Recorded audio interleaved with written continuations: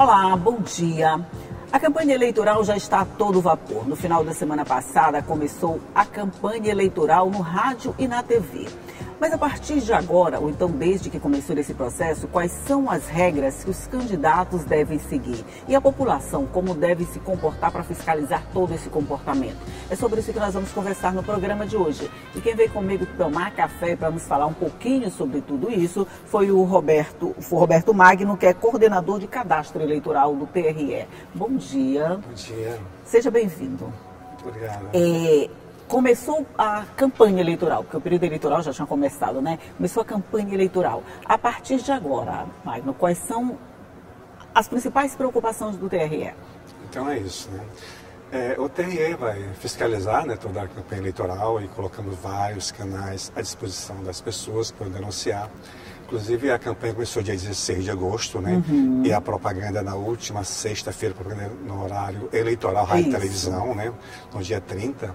Então, os candidatos têm à disposição todos os canais, além da propaganda de rua, né? A internet, as redes sociais e agora o horário eleitoral à disposição no rádio e televisão. E os candidatos, né? Daí fazer as suas propostas aos eleitores, né? Falar do que pretende realizar, caso seja eleito, né? Pedir voto para os eleitores. Né? E os candidatos deverão observar as regras das eleições. As regras do jogo, né? Isso, né? Então, principalmente, ele não pode difamar, caluniar o adversário, né? Pode até criticar, porque o homem público, a mulher pública, está sujeito a críticas, né? Mas aquela pessoa que se sente ofendida, tanto no horário eleitoral de televisão, pode pedir de resposta para que seja reparada aquela ofensa que recebeu. E tem o tempo igualzinho o tempo da ofensa que foi feita. Isso, aquela pessoa que se sentiu ofendida, né, o tempo menor é 1 minuto. Né? Então, nós temos até partidos, candidatos, com horário menor, 30 segundos. Né? Então, como aquela pessoa terá direito a se defender, pelo menos pelo prazo de 1 minuto, aquela resposta será veiculada quantas vezes for necessária até completar o tempo. Quer dizer, o candidato pode ficar vários dias sem participação só cedendo direito à resposta. Então tem que tomar cuidado com essas ofensas, né? Porque pode... Muito cuidado, é verdade. E o eleitor? Como é que ele pode se comportar? Foi criado um comitê de segurança, né, no TRE para cuidar de tudo isso, mas além desse, a gente tem muitos outros programas também que incentivam a participação popular nessa fiscalização, né? Isso, e o TSE colocou à disposição das pessoas vários canais de comunicações, né? Dentre eles, o sistema Pardal, que é um aplicativo que o eleitor pode baixar nas lojas virtuais. E qualquer irregularidade que ela tenha conhecimento, ela pode denunciar diretamente à Justiça Eleitoral por meio desse sistema. Né? Se for relativo à propaganda eleitoral, mesmo propaganda de rua, de internet, ela será encaminhada a um juiz eleitoral, dependendo do município, porque o eleitor escolhe o município onde foi feita a denúncia, e aquele juiz ou juíza, né, vai notificar aquele ofensor para responder em até 48 horas aquela propaganda irregular. Muitas vezes a propaganda, ela não é irregular, às vezes é uma forma que o eleitor talvez esteja entendendo que seja irregular, mas o próprio candidato é que vai, ou candidata é que vai dizer se é irregular ou não. Se estiver irregular, ele pode regularizar. E regularizando por meio do próprio sistema, o candidato e a candidata pode encaminhar a resposta para a Justiça Eleitoral. A resposta sendo satisfeita, o juiz, a juíza pode arquivar aquela denúncia. Entendi. Mas, de repente, aquela resposta do candidato, a candidata não for satisfatória, o juiz pode transformar aquela denúncia no processo e vai encaminhar ao Ministério Público, né, para aplicação de multas, se for o caso, dependendo da irregularidade. Muitas das vezes, né, o eleitor pode achar que é irregular, mas às vezes não foi o candidato que vinculou aquela propaganda, que criou, né? Porque hoje qualquer pessoa pode criar conteúdo, né? Tanto nas redes sociais, e o candidato não ter conhecimento, né? Então, para isso, o candidato é notificada, porque a partir dessa notificação ele passa a ter conhecimento, onde ele vai se defender se foi ele responsável, beneficiário pelaquela conduta. Né? Aí você falando isso, a gente cai direto nas fake news, né? Quer dizer, aquela coisa que às vezes o candidato não tomou conhecimento, mas que foi divulgado. Como é que essa questão vai ser tratada dentro desse processo eleitoral? O combate às fake news? Pois é, então, nós temos toda a estrutura, né? O próprio eleitor, ele pode denunciar diretamente ao TSE, ou diretamente pelo aplicativo Pardal. Ou estar com uma representação diretamente para o advogado que está constituído a representar. Né? Então ele deve mostrar provas daquelas evidências da qual ele está falando, que aquela fake news, né, não corresponde à realidade. E constatando, dependendo da fake news, aliás, a fake news é vedada, não pode ser utilizada na propaganda eleitoral, nem para elogiar ou criticar um candidato, o adversário. Não é permitida a fake news, ela está vedada e sujeita a multa. Então, o candidato, a candidata que utilizar desse artifício tem que ter o cuidado, porque além da aplicação de multa, pode ter o seu registro cassado. Com certeza. Mas mesmo assim a gente fica pensando, a internet, mesmo que não seja uma terra de ninguém, as regras são mais fluidas, vamos dizer assim, mais difíceis de acompanhar, mais difíceis de ser observadas. Isso causa um problema para vocês? Vocês estão preparados para lidar com essas redes sociais, vamos dizer, essas fake news disfarçadas de informação? Assim, a campanha eleitoral é que a gente imagina para futebol, né? Vamos imaginar que a eleitoral seja um juiz de futebol. Então a gente não pode aplicar uma falta antes dela acontecer, né? E aquela pessoa que sentiu, né, foi agredida, ela tem que representar na justiça eleitoral, né? Ela tem que representar, mesmo que seja na internet, porque a propaganda, nós temos a liberdade de expressão, as pessoas podem, né, ter a liberdade de se manifestar, de opinião, né, só é vedado o anonimato, mas a pessoa que se identifica, ela tem a liberdade de se expressar. Né? Lógico que essa liberdade encontra limites, né? Limites quando você ofende as outras pessoas. Né? Então, aquela pessoa ofendida, ela vai representar, vai chegar um processo na justiça eleitoral, onde aquela pessoa que criou vai ser notificada. E dependendo da situação, o agente eleitoral pode até mandar suspender aquele perfil que está divulgando aquela propaganda que não está de acordo com a justiça eleitoral. E o grande trabalho vai ser as notícias de propaganda regulares que estão circulando no WhatsApp, né? Que o WhatsApp às vezes é um grupo fechado, né? Que se espalha e não tem o controle. Se espalha rapidamente. É isso que eu falo. Nesse caso, o TRE tem alguma dificuldade de monitorar esse tipo de informação para detectar se o que está acontecendo é de fato legal, no caso de informações divulgadas assim de forma muito instantânea, vamos dizer? Vocês têm essas ferramentas que facilitem esse processo de fiscalização e de repressão dessas informações? Inclusive, nós temos ferramenta no site da Justiça Eleitoral, onde as pessoas poderão fazer essas denúncias. E dependendo do caso, ela será encaminhada para a Polícia Federal, ou para o tribunal, ou para o juiz de uma zona eleitoral analisar aquilo rapidamente. Inclusive, a gente, no máximo, uma denúncia dessa, a gente leva 24 horas para tomar as providências. Rápido, né? Isso. E até porque o processo eleitoral é muito curto e os prazos são muito curtos também, né? Inclusive a gente não descansa, sábado, domingo é feriado. Está todo mundo atento nesse período. Então, né? Daqui até o dia da apuração e proclamação do resultado, não tem sábado, domingo e feriado. Não tem, é isso, né? Então imagina, até na hora eleitoral, se alguém ofender um candidato, aquela pessoa se sente ofendida, ele tem 24 horas para pedir de resposta. E a Justiça Eleitoral tem 72 horas para deferir, para analisar aquele pedido. Então, muito rápido. A hora que o juiz recebe essa representação, ele encaminha para o Ministério Público para apreciar em 24 horas. Se o Ministério Público não apreciar, o juiz vai já tomar as providências com a análise do Ministério Público ou não. A gente não pode esperar. É tudo 24, 72 horas, não tem nada assim de semana, não, né? Tem. A coisa é rápida mesmo, né? Então é rápido também, nós vamos fazer um intervalo, é rapidinho também, só o tempo de tomar água, tomar café, e a gente volta para continuar falando. Um minutinho só e a gente volta já já.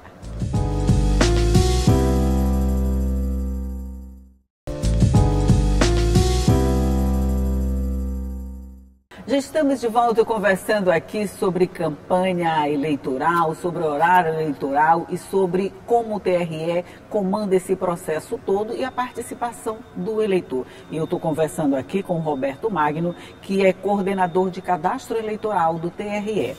A gente estava falando nesses prazos, quer dizer, para vocês da Justiça Eleitoral, do TRE, uma eleição começa quando?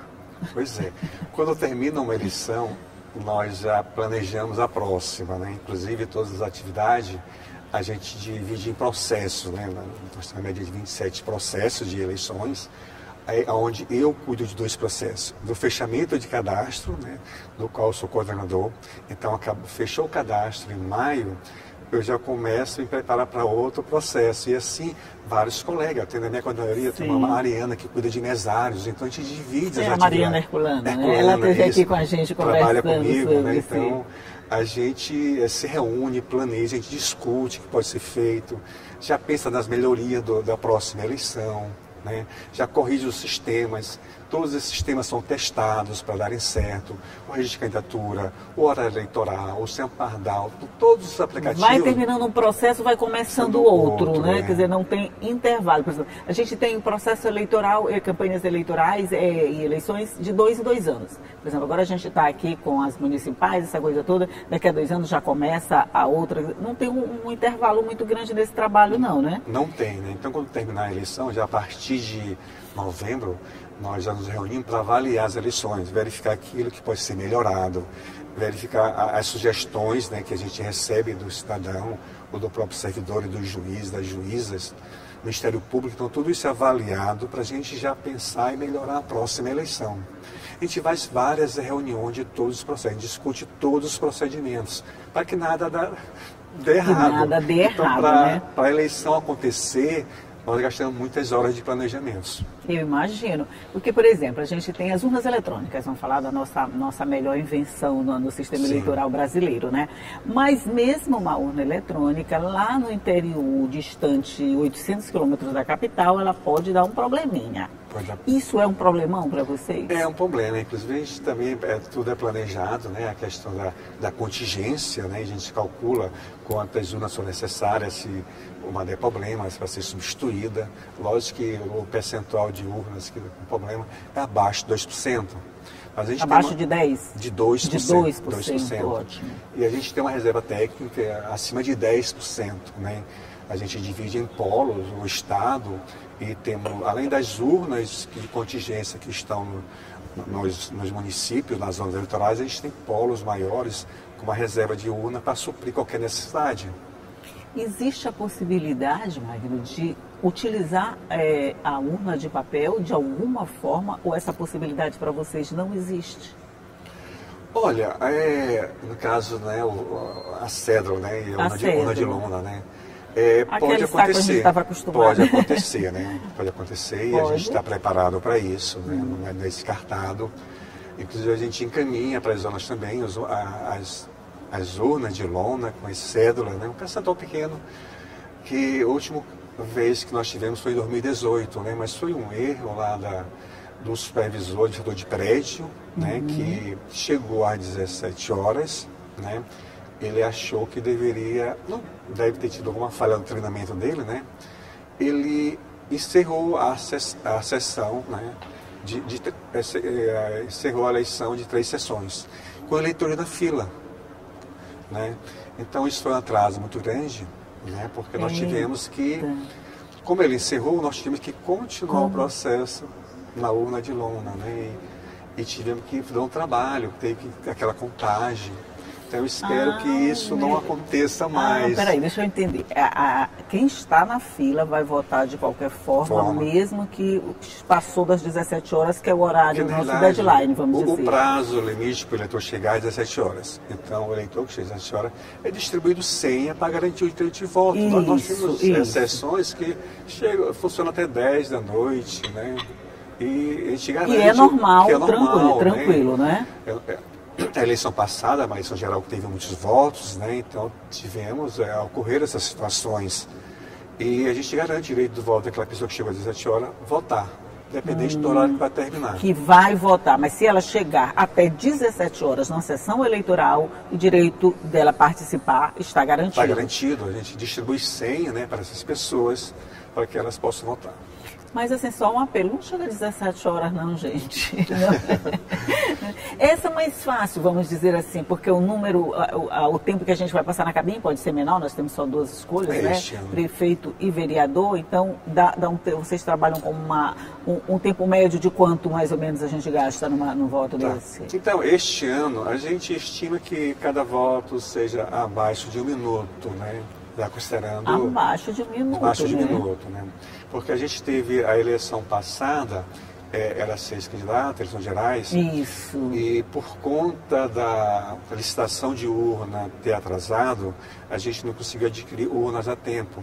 Então nós tínhamos que fazer várias agregações, tínhamos sessões com 450 eleitores, né? Ave Maria. E o que aconteceu? Atrasou as votações, né?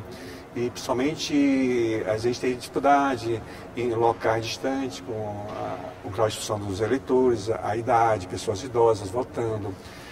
Para este ano a gente já repensou como a quantidade de eleitores por sessões, levando em consideração o grau de instrução, a idade dos eleitores, né, para a gente ter uma dinâmica maior.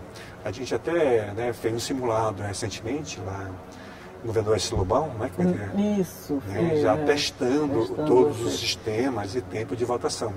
E com certeza, mesmo com a biometria, o eleitor vai gastar menos de 1 minuto para votar. A acessibilidade está garantida em todos os locais de votação? Sim, em todos os locais de votação.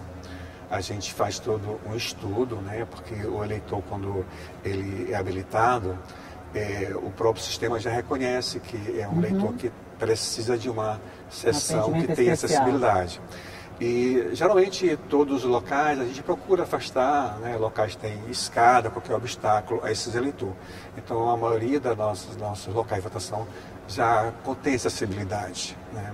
E principalmente aquelas sessões com pessoas idosas, elas são instaladas no térreo do prédio, né, sem nenhuma barreira. Entendi, para facilitar esse acesso, né? Quer dizer, em qualquer município do interior do Maranhão, seja lá onde ele estiver, o mais distante possível, ele tem todas as facilidades que são oferecidas numa sessão da capital. Isso, o nosso objetivo é esse, né? Garantir o direito de voto a todas as pessoas. Em quanto tempo mais ou menos a gente... Eu vou perguntar assim uma coisa bem... Em quanto tempo mais ou menos a gente pode ter esse resultado? Vocês já calculam? Olha, nós estamos trabalhando para a gente ter este ano, né, a totalização mais rápida possível. Que inclusive o desembargador Gonçalo, né, assim que entrou, né, a gente tem trabalhado para isso.